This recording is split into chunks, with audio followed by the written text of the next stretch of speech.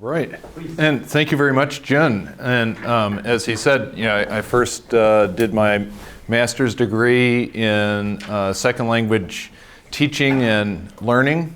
And when I was doing that research for my master's degree, I studied about language comprehension. Then when I did my PhD, I was studying visual perception and eye movements. And I have wanted to bring those interests back together, comprehension and perception. And that's what I'm talking about today, is how perception and comprehension work together, and what's the influence of comprehension on perception when you're watching a movie. My talk is, how is a movie viewer's understanding related to how they watch a movie? And before I start, I just want to briefly mention my collaborators on this research. So I have both a current graduate student and a former graduate student. My former graduate student who's worked on this with me is Dr. Adam Larson. He's now at the University of Findlay in Ohio, and he's been there long enough. I think he's just about to get tenure. And then John Hudson. He's one of my current graduate students, and he's just about to finish his PhD, and he's worked on this as well. And then I have two main colleagues at other universities that I've been collaborating with on this. One of them is Dr. Joe Magliano, who's at Northern Illinois University. And the other one is Dr. Tim Smith at the Birkbeck University of London. So all of these studies have been done that I'll be talking about were done with these people. So I wanted to mention them. Okay, so does a movie viewer's understanding affect how they watch a movie? Well, perceiving and understanding movies seems to be very easy for us. Most people, they just watch movies and it seems to be completely effortless. But how do we do it? This is a question that is not so easy to answer. It's actually a very complicated question. And I want to ask a question that is of great interest, I think, to film scholars, which is, does each viewer understand and watch a movie in the same way or differently? And so to start off with that idea, that question, I'm going to give two opposing quotes from two film directors, Steven Spielberg and Quentin Tarantino. So let me start with Spielberg.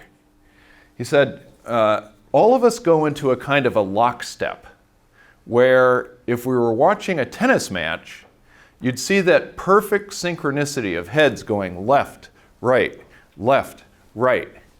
The same thing in a movie theater. When the movie is working and the audience is galvanized, almost hypnotized, all watching the same things, all knowing where to look at the exact same time. It's a wonderful thing. There's nothing greater than that.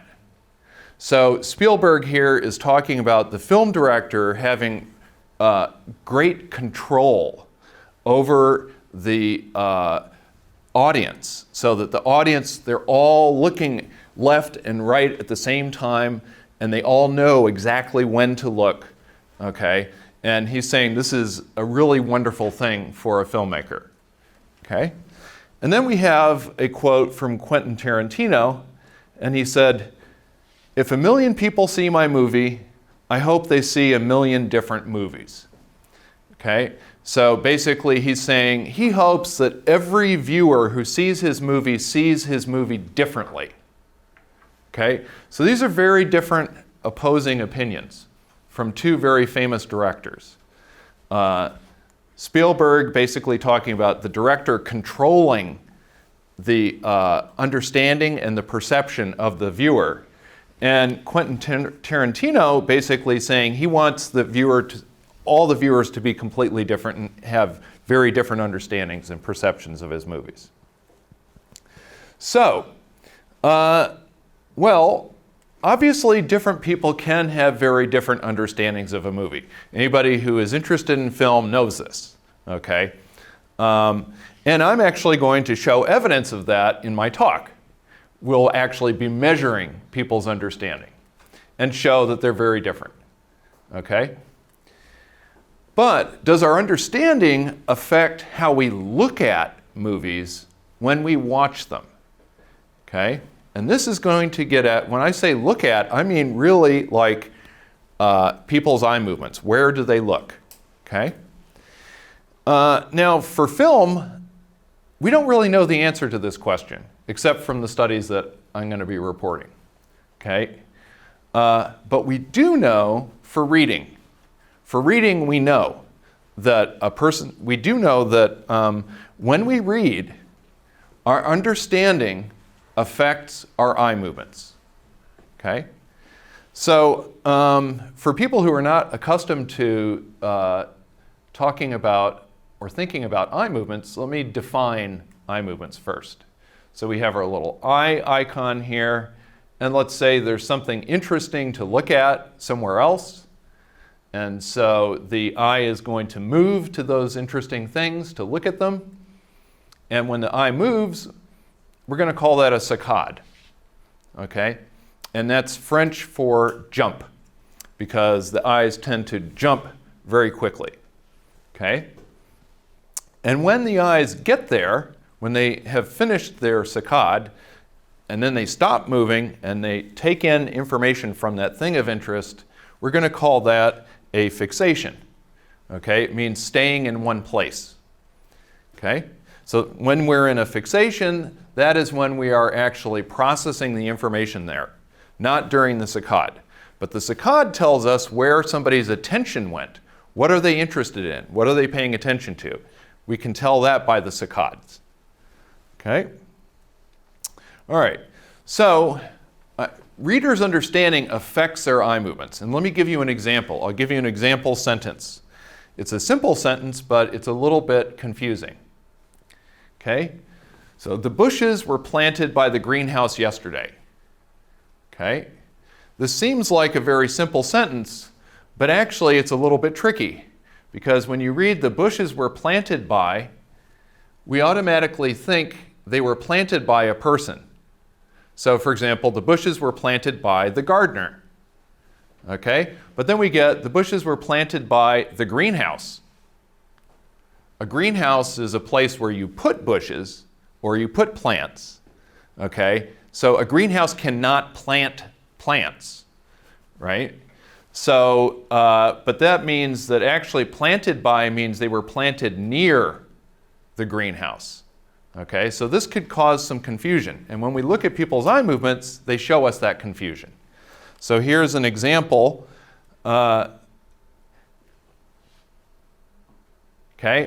so when the person is making eye movements to read this, okay, when they have confusion, that leads to longer fixations.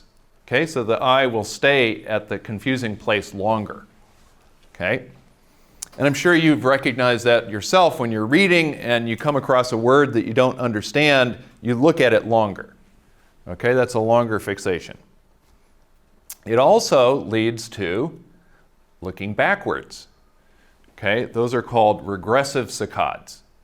Okay, so you make a saccade in the reverse direction. Okay. Until you understand what's going on. Okay, so our eyes will tend to move from right to left if you're reading in English, but if you have something that you're confused by, then you will go back, and then when you understand, you will go forward again. Okay, so these are ways that comprehension or understanding affect eye movements in reading. Okay,